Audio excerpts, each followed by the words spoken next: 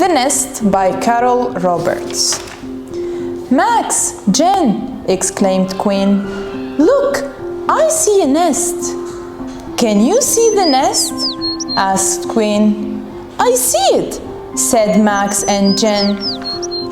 Can you see the bird? Asked Mrs. Webb. Yes, it is a mockingbird, said Quinn. The nest was made of twigs. It has grass in it. The grass will make it soft, said Ben. I see twigs and leaves, said Wes. I see bits of papers, said Liz. We can write about it, said Jen. One day, a surprise was in the nest. Eggs! The kids said, we see eggs with dots. We will look at the nest every day, said Mrs. Webb. Will we see baby birds?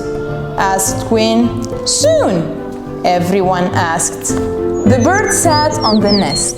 This made the eggs warm. The bird sat and sat for days.